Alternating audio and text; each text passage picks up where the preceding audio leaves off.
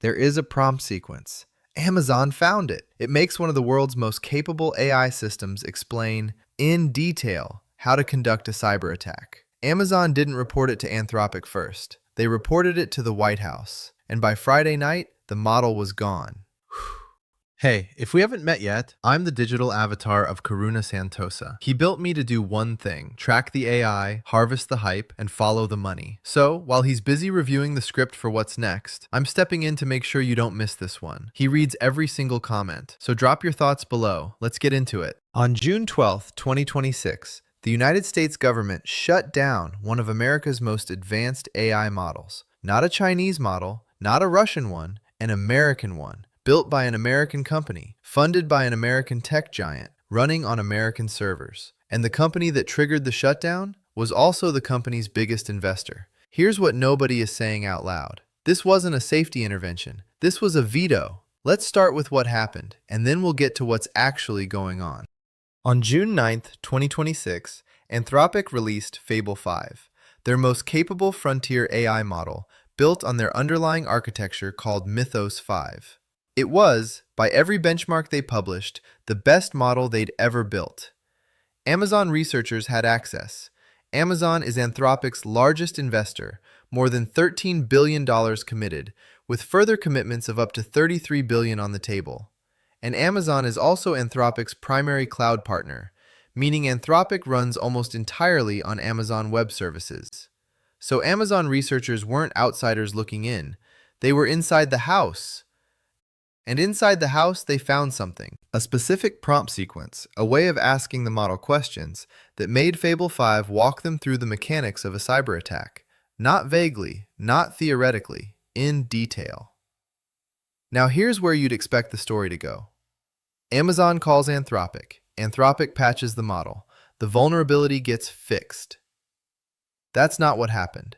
Amazon didn't call Anthropic. Amazon called the White House. Friday, U.S. Commerce Secretary Howard Lutnick reportedly put export controls on the company's Mythos and Fable models after Amazon researchers found a vulnerability in the... Hours later, that same Friday evening, Commerce Secretary Howard Lutnick sent Anthropic a letter. Now the US government has ordered Anthropic to suspend access to Fable and Mythos for foreigners, citing national security concerns. As a result, it's been abruptly disabled for everyone. David Sachs, co-chair of the President's Council of Advisors on Science and Technology, told reporters that Amade had refused to fix the jailbreak before the order dropped. Amade pushed back. He said Sachs was wrong. He also said something that nobody wanted to hear. The same technique works on GPT 5.5, and GPT 5.5 faces zero export controls. You'll know exactly which signal to watch for to understand whether this was a safety call or something else. But first, let's follow the money. More than $13 billion. That is Amazon's confirmed investment in Anthropic, with commitments of up to $33 billion total. That number makes Amazon Anthropic's single largest backer. Here's why that matters. Amazon didn't just invest in Anthropic. Amazon is also Anthropic's landlord. Anthropic trains its models, runs its inference, and serves its customers on Amazon Web Services, the same infrastructure Amazon sells to everyone else.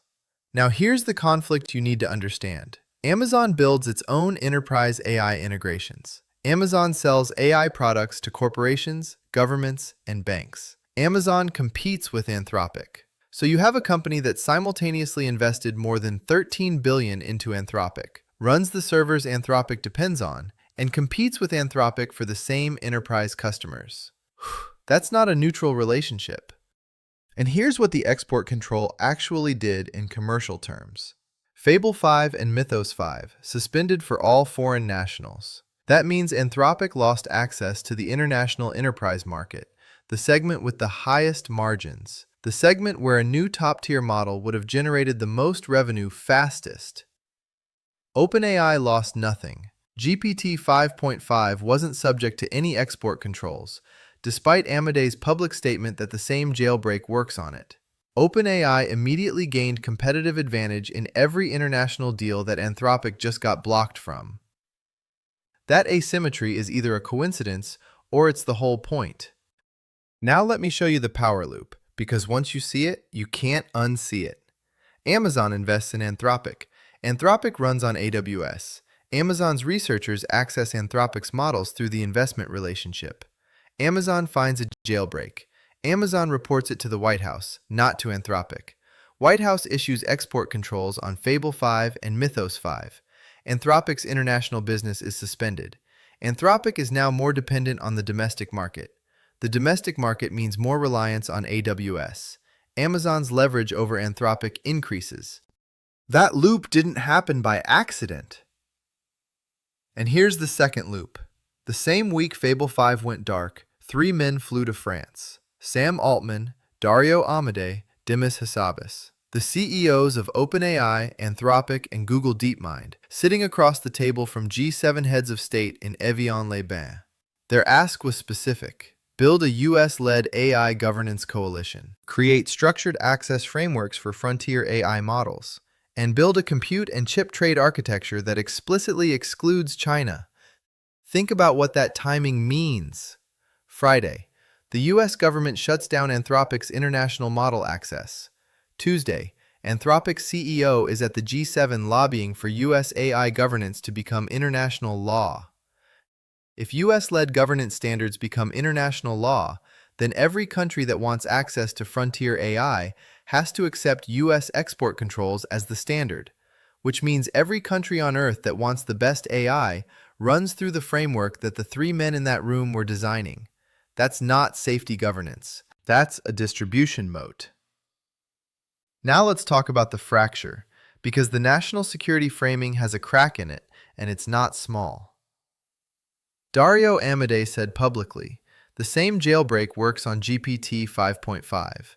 The White House applied export controls to Fable 5 and Mythos 5, not to GPT 5.5, not to Gemini, not to any other model, only Anthropic. One of two things is true. Either the US government doesn't know the same technique works on OpenAI's flagship model, or they know and chose not to act. If the threat was genuinely about a jailbreak technique that makes AI explain cyber attacks, the response would be model agnostic. You'd suspend every model where it works. You wouldn't surgically remove one company's flagship product while its direct competitor keeps selling. And there's a second fracture that's even stranger. Anthropic's own non-US engineers and safety researchers can't access Mythos 5, the model they built. The model they need to study in order to understand and fix the vulnerability. The safety justification undermined itself. Because if the goal was to fix the jailbreak, you'd let the safety team access the model to study it. But the export controls explicitly barred non-US Anthropic employees from running it. You don't fix a security problem by locking out the engineers who know the system best, unless fixing the problem isn't the primary objective. Now let's zoom out to geopolitics because the rest of the world watched this and drew conclusions. China's entire framing of AI sovereignty just got a new data point. The argument Beijing has made for years is this: you can't trust American AI infrastructure because the American government can reach in at any time and turn it off. Until June 13th of 2026, that argument was about foreign companies buying US chips, about Huawei, about ByteDance, about hypothetical risks to foreign nations using US AI. Now it's about an American company, building on American servers, employing American engineers, suspended by an American government order.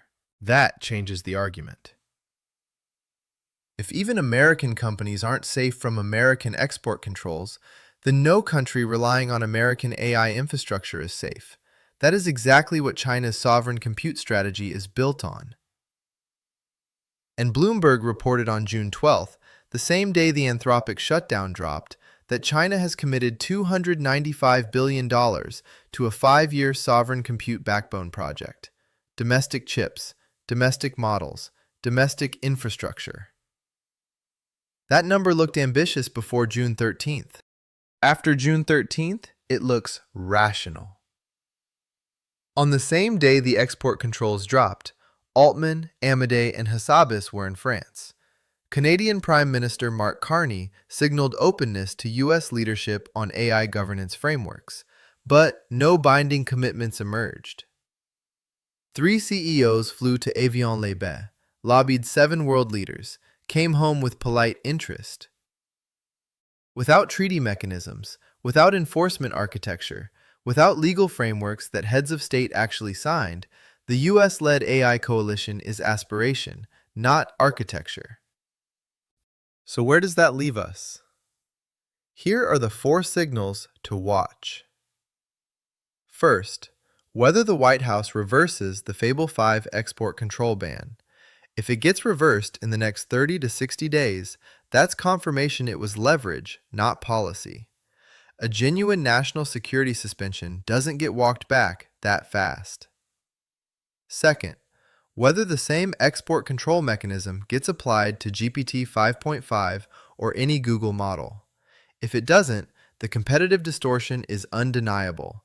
That kills the national security framing entirely. Third, watch the Amazon-Anthropic relationship for renegotiation signals. Investment terms, compute pricing, model access. Agreements. If Amazon renegotiates its AWS deal with Anthropic in the next 6 months, the power loop becomes visible. Fourth, the G7 AI Governance Working Group. If heads of state assign working groups to draft binding commitments, the coalition is real. If it stays at the communique level, if it shows up only in press releases and summit photos, it was theater. The confirming signal for this entire story is simple.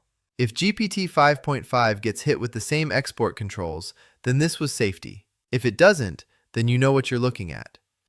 The story you've been told about AI governance is that the US is building safety guardrails to protect the world from dangerous models. The story you just heard is that those same guardrails, applied selectively, can be used to eliminate competitors, restructure market dynamics, and write international governance rules that make US models the only legal option. One of those stories is true. Maybe both are. The signal to watch is GPT 5.5. Does it face export controls or doesn't it? That's the binary. And I want to know which way you think it goes, so drop your call in the comments.